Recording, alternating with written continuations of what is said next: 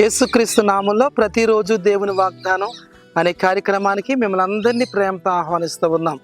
ఎలా ఉన్నారండి? అందరు బాగున్నారా? దేవుని కృపలో ఆయన దయలో వర్ధిల్లుతున్నారా? ప్రతిరోజు ప్రార్థనలు చేసుకోండి, వాక్యం చదవండి, ధ్యానించండి. దేవుని వాక్యాన్ని వినటమే కాక వాక్య ప్రకారంగా జీవించండి. దేవుడు అద్భుతమైన ఆశ్చర్యమైన కార్యాలు ప్రభువారు మన జీవితంలో జరిగిస్తాడు. ఆయన గొప్ప సన్నిధిని, ప్రసన్నతను విడుదల చేసి బలమైన మేలులతో మనల్ని నింపడానికి ఆయన ఇష్టపడుతున్నాడు. ఈ ఉదయకాల సమయంలో మీ అందరికీ అద్భుతమైన వాగ్దానం ప్రభు ఇస్తున్నాడు. అనేక మంది, వేల మంది వాగ్దానం కొరకు ఎదురు చూస్తూ ఉన్నారు. ప్రతిరోజు దేవుని వాగ్దానం ద్వారా ఇప్పటికే అనేక మంది దీవించబడుతున్నారు, ఆశీర్వదించబడుతున్నారు. మీరు ఇస్తున్న సాక్ష్యాలను బట్టి ప్రభు నామాన్ని మహిమపరుస్తున్నాను, గణపరుస్తున్నాను. ఈరోజు కూడా అద్భుతమైన వాగ్దానం ఇస్తున్నాడు. రండి వాగ్దానం చదువుకుందాం. కీర్తనల గ్రంథము 34వ కీర్తన 5వ వచనం. వారు ఆయన తట్టు చూడగా వారికి వెలుగు కలిగెను. హల్లెలూయా. అద్భుతమైన వాగ్దానం ప్రభు ఇస్తున్నాడు. వారు ఆయన తట్టు చూడగా వారికి వెలుగు కలిగెను. దేవుని బిడ్డలారా, ఎంతమంది అయితే ఈ ఉదయకాల సమయంలో దేవుని వైపు చూస్తున్నారో మీ అందరికీ, మనందరికీ వెలుగు కలగబోతుంది. దేవుని వాక్యంలో చెప్తున్నాడు, నేను లోకమునకు వెలుగై ఉన్నాను. మన జీవితాలకు, మన కుటుంబాలకు దేవుడు వెలుగై ఉన్నాడు. ఆ వాక్యమే దేవుడై ఉన్నాడు. అందుకే దావీదు అంటున్నాడు, నీ వాక్యము నా పాదములకు దీపము. మనం సరి అయిన త్రోవలో వెళ్ళాలంటే, సరి అయిన మార్గంలో వెళ్ళాలంటే వెలుగు కావాలి. వెలుగు లేకుండా నడిచినప్పుడు మనం ఎక్కడ పడుతున్నామో, ఎందులో పడుతున్నామో తెలియదు. కాబట్టి దేవుని వాక్యం మనలో ఉన్నప్పుడు, దేవుని మాట మనలో ఉన్నప్పుడు, మనము ఆయన తట్టు చూచినప్పుడు మనకు వెలుగు కలుగుతుంది. ఆ వెలుగు మనల్ని సరి అయిన మార్గంలో నడిపిస్తుంది.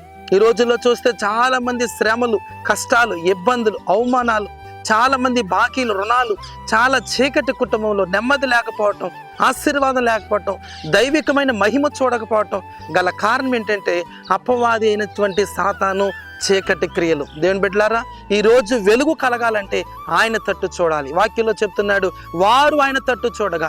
ఎప్పుడైతే ఇశ్రాయేలు ప్రజలు దేవుని వైపు చూశారో, దేవుని జనాంగం ఎప్పుడైతే దేవుని వైపు చూసిందో వారికి వెలుగు కలిగింది. అలాగే ఈరోజు ఎంతమంది శ్రమల్లో ఉన్నారు, కష్టంలో ఉన్నారు, ఇబ్బందులు ఉన్నారు. ఏ ప్రక్కకెళ్ళాలో తెలియదు, ఎలా దీవించబడాలో తెలియదు, ఏ ప్రక్కకెళ్తే ప్రభు రక్షిస్తాడో, అద్భుతం చేస్తాడో తెలియని పరిస్థితిలో వెళదామన్నా కానీ ఆ మార్గం అంతా చీకటిగా ఉందా? అయితే ప్రభు అంటున్నాడు, మీరు ఆయన తట్టు చూడండి.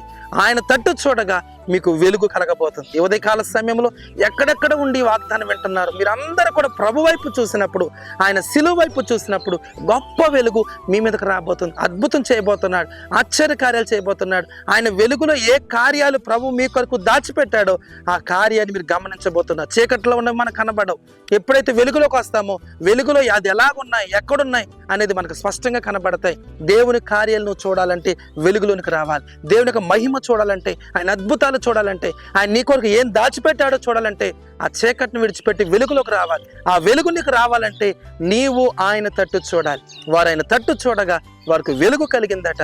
ఇప్పుడే ఈ సమయంలో నువ్వు మోకరించి నువ్వు ఆయన వైపు చూస్తే నీ పట్ల వెలుగు కలుగుతాయి. ఆయన చేయబోతున్న కార్యాలు కనబడతాయి. ప్రార్థన చేసుకుందాం. పరిశుద్ధము నమ్మకమైన తండ్రి, నీకు వందనాలు ప్రభువా. ఎంతమంది ఉదయకాల సమయంలో ఈ వాగ్దానం విన్నారో ప్రభువా, వారు నీ తట్టు చూడగా వారికి వెలుగు కలిగిందన్నావు. శ్రమలు, కష్టాలు, ఇబ్బందులు అనే చీకట్లో ఉన్నారు ప్రభువా. వారికి ఇప్పుడే వెలుగు కలుగునుగాక. వారు నీ వైపు చూస్తూ ఉండగానే వారికి వెలుగు కలుగునుగాక. అద్భుతం జరుగునుగాక ప్రభువా. నీ ఘనమైన ఆశ్చర్యమైన కార్యాలు ప్రభువా మా బిడ్డలందరి జీవితంలో జరిగించండి. ఈ ఉదయకాల సమయంలో ప్రతి కుటుంబాన్ని, ప్రతి బిడ్డను దీవిస్తున్నాను, ఆశీర్వదిస్తున్నాను. మీరే సహాయం చేసి నడిపించి మహిమ పొందమని యేసు నామమున పేరిట అడుగుచున్నాము తండ్రి. ఆమేన్, ఆమేన్. హల్లెలూయా. దేవునికి స్తోత్రం. వారు ఆయన తట్టు చూడగా వారికి వెలుగు కలిగింది. మనందరం దేవుని వైపు చూద్దాం. దేవుని వెలుగు మన మీద కలగబోతుంది. అలాంటి కృప దేవుడు మనందరికి దయచేయునుగాక. ఆమేన్. God bless you.